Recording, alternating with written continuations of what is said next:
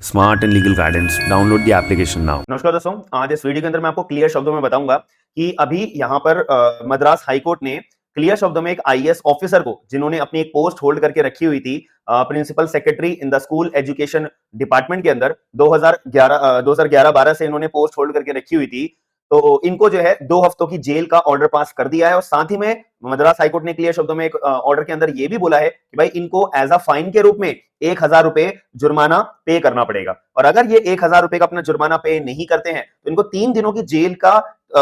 जो अपनी सजा है और काटनी पड़ेगी। मतलब कि 2 हफ्ते तो काटने पड़ेंगे, साथ में 3 दिनों की जेल और काटनी पड़ेगी। जैसे कि आपको ये दिख रहा है, ये पूरे जजमेंट की कॉपी है 27। अगर हम वो कॉलम नंबर देखते हैं, यहाँ पे साफ बोला है रिस्पोंडेंट नंबर 1, ठीक है, से लेके रिस्पोंडेंट नंबर 3, इन सभी लोगों को यहाँ पे सजा काटनी पड़ेगी। सिंपल इंप्रिजमेंट है और 2 हफ्तों की यहाँ पे जेल काटनी पड़ेगी और फाइन भी इनके ऊपर, हर एक व्यक्ति के ऊपर, हर एक रिस्पोंडेंट के ऊपर यहाँ पे जो है मद्रास हाईकोर्ट ने ऑर्डर पास करा है। और रिस्पोंडेंट नंबर 1 जो है यहाँ पे आईएएस ऑफिसर, जो कि एक प्रिंसिपल सेक्रेटरी की पोस्ट अपनी होल्ड करके रखी हुई थी, और इनको यहाँ पे सजा सुनाई गई है। और अगर ये 1000 रुपए का जुर्माना पे नहीं करते हैं, इन डिफॉल्ट अगर करते हैं, तो इस केस में इनको 3 दिनों की अपनी सिंपल इंप्रिजमेंट और काटनी पड़ेगी। यानी 14 days plus 3 days is equal to 7 days यहाँ पे क्लियर शब्दों में ऑर्डर पास करा है। अब यहाँ पे मुद्दे की बात पड़ती है, ये जजमेंट की कॉपी अगर आपको चाहिए ना, मैं डिस्क्रिप्शन बॉक्स के अंदर लिंक आपको दे दूंगा, जिससे कि आपके दिमाग में ना क्लैरिटी रहेगी। देखो ये पूरा का पूरा जजमेंट की कॉपी है, 19 पेज की अप्रॉक्स ये जजमेंट की कॉपी है। इसके अंदर मैंने पूरा जजमेंट की कॉपी पढ़ी है। देखो केस का नाम भी है यहाँ पे,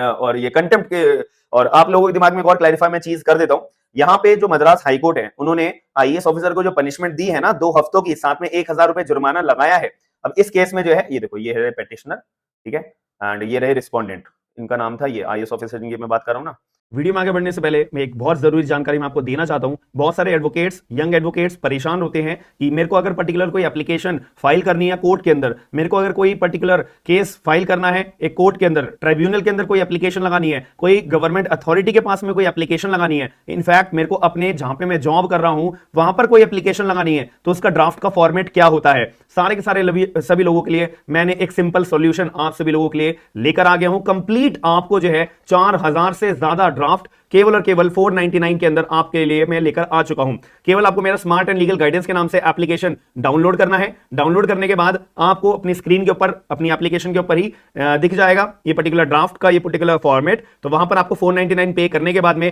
कंप्लीट दुनिया संसार के, इंडिया के किसी भी कोने में आप वकालत करते हो, वहां पर आपको कोर्ट के अंदर एप्लीकेशन लगानी है, सूट फाइल करना है, कुछ भी करना है, सारे के सारे ड्राफ्ट आपको 100% एक्यूरेट, 100% एडिटेबल आपको देखने को मिलेंगे। आप अपने केस के हिसाब से, अपनी कन्वीनियंस के हिसाब से उसको एडिट करके चेंज कर सकते हो और कंप्लीट आपको फॉर्मेट मिल जाएगा। कोर्ट का कोई ड्राफ्ट होता है, इनकम टैक्स जीएसटी का कोई ड्राफ्ट होता है, कॉर्पोरेट बिजनेस का कोई ड्राफ्ट होता है, एचआर लीगल फॉर्मेट्स सारे के सारे मैंने आपके लिए अपलोड कर दिए हैं। यहां पर जो है आपको एडॉप्शन का, एफिडेविट, एग्रीमेंट, एप्लीकेशन, अपॉइंटमेंट,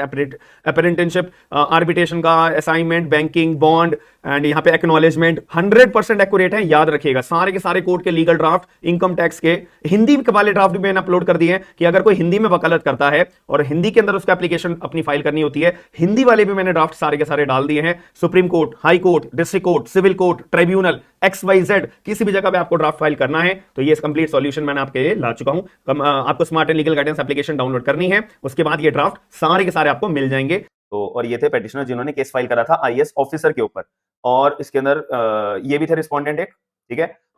इनका नाम था ये, और ये पोस्ट इन्होंने होल्ड करके रखी थी director of teacher education research and training education. ये सब इन लोगों के ऊपर जो है यहाँ पे कोर्ट ने 2 हफ्तों की सजा सुनाई और साथ में 1000 रुपए जुर्माना। तो मुद्दे की बात में आते हैं कि ये जो पेटिशनर थे, इनको जो है कोर्ट ने ऑर्डर करा था, मतलब आईएएस ऑफिसर को और ये जो डायरेक्टर हैं टीचर एजुकेशन के, इनको ऑर्डर करा था कि भाई आप लोग ये जो पेटिशनर है ना, इनकी पोस्ट को रेगुलराइज करोगे कि ये भी एक अपना तमिलनाडु स्टेट गवर्नमेंट में एक अपना एम्प्लॉय थे, तो तुम लोग इनकी जो पोस्ट है इनको वापसी दोगे, और इनके जो मॉनेटरी बेनिफिट होते हैं ना, 2012 के अंदर ऑर्डर पास करा था, तो जो इनके इनका ऑर्डर हुआ था 3 दिसंबर 2012 को।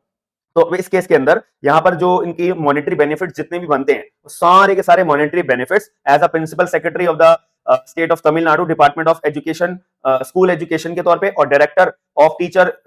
Education research and training education के तौर पे आप लोग इनको वापसी दोगे, सारे मॉनेटरी बेनिफिट्स इनको दोगे, और इनकी जो पोस्ट आपने, मतलब इनको जो हटाया गया है, इनकी पोस्ट आप वापसी करोगे। ये जो ऑर्डर है ये 2012 3 दिसंबर को पास कर दिया गया था। लेकिन चलते चलते टाइम बीतता गया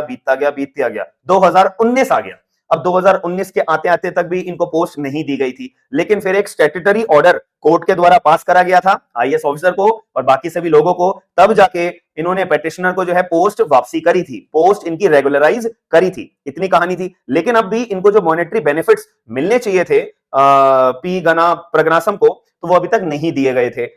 ये डिपार्टमेंट के द्वारा, कि जो ये पोस्ट होल्ड करके बैठे हुए हैं। टाइम बीतता गया, फिर एक टाइम आने पे जो रिट पिटीशन फाइल करी गई थी ये डिसमिस भी हो गई थी। लेकिन मुद्दे वाली बात ये है कि जो ये 6-7 साल खराब हुए हैं, 2012 से अगर मैं कैलकुलेट करूं, दिसंबर 2012 से लेके 2019 तक अगर मैं कैलकुलेट करूं, तो ये 6-7 साल बर्बाद हुए हैं। उस टाइम के अंदर भी 2017 से लेके 2019 में नया प्रिंसिपल सेक्रेटरी साहब अपने आए थे आईएएस ऑफिसर के रूप में, इन्होंने भी ऑर्डर पास मतलब रेगुलराइज नहीं करा, इन्होंने भी मद्रास हाईकोर्ट के दिया हुआ ऑर्डर को जो इंप्लीमेंट नहीं करा। भाई कोई मजाक थोड़ी ना है, आप एक पोस्ट पर हो लेकिन आपसे ऊपर हमेशा और हमेशा कोर्ट रहता है, याद रखिएगा। तो ऐसे केस में जो ये पेटिशनर साहब थे, इन्होंने क्या करा, मद्रास हाईकोर्ट के अंदर कंटेम्प्ट ऑफ कोर्ट एक्ट के तहत सेक्शन नंबर 11 के तहत यहाँ पे एक पिटीशन फाइल करी कि देखिए जज साहब, आपके दिया हुआ ऑर्डर अभी तक इंप्लीमेंट हुआ ही नहीं है, इतने साल बीत गए हैं, अब मैं किस किस के पास जाके गुहार लगाऊंगा। ऐसे केस में यहाँ पर क्लियर शब्दों में मद्रास हाईकोर्ट ने माना कि ये जो है एक एबनॉर्मल डिले है, यहाँ पे कोई भी तरह से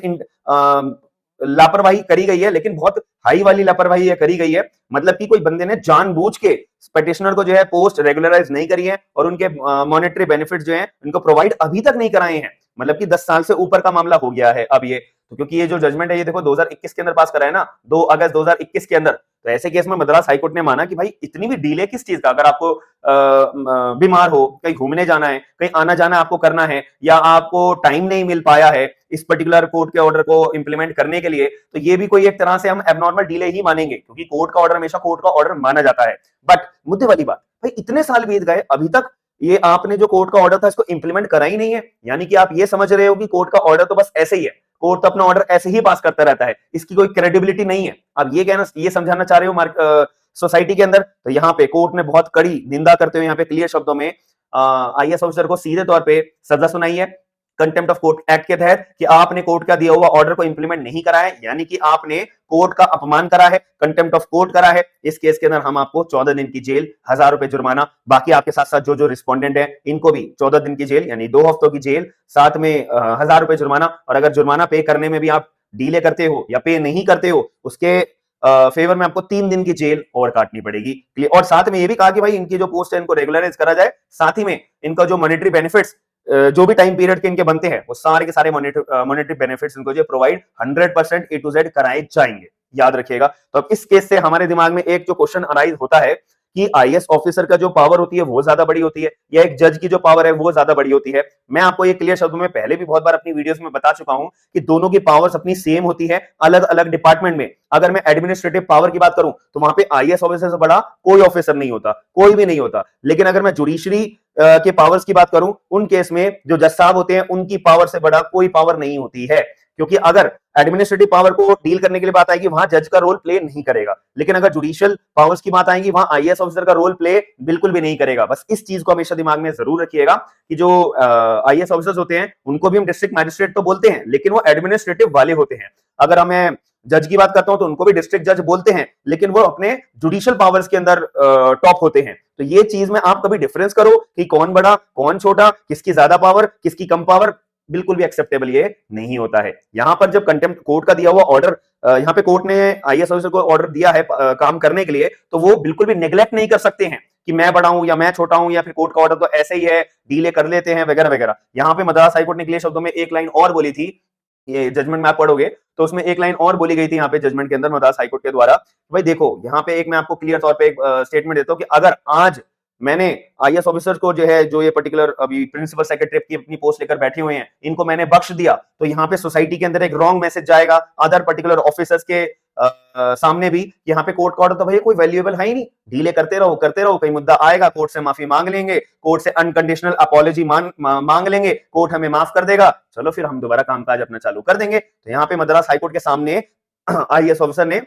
अनकंडीशनल अपॉलॉजी भी मांगी थी, वो अनकंडीशनल अपॉलॉजी भी यहाँ पे मद्रास हाईकोर्ट ने रिजेक्ट कर दी थी, रिफ्यूज कर दी थी एक्सेप्ट करने से कि भाई हमारे को आपकी अनकंडीशनल अपॉलॉजी की कोई जरूरत नहीं है। तो यहाँ पे मद्रास हाईकोर्ट ने कड़े शब्दों में यहाँ पे क्लियर तौर पे सजा आखिरकार सुनाई है। और जो पिटिशनर अपने राइट्स को एनफोर्स करने के लिए, इंप्लीमेंट करवाने के लिए, गुहार लगाने के लिए आए थे, वो मद्रास हाईकोर्ट ने इंप्लीमेंट करा, पूरा करा। अब आप लोगों का क्या point of view, please comment box के अंदर जरूर बताइएगा कि इस पर्टिकुलर सिनेरियो में कि अगर कोर्ट का दिया हुआ कोई ऑर्डर आ चुका है, उस केस में जो सरकारी अफसर है वो डिले कर रहा है इंप्लीमेंट करने के लिए, और थोड़ा बहुत डिले नहीं, साल भर साल, इतने टाइम के बाद 6 साल 10 साल बीत गए, अभी तक इंप्लीमेंट हुआ ही नहीं है, तो इसमें कोर्ट को यहाँ पे कंटेम्प्ट ऑफ कोर्ट का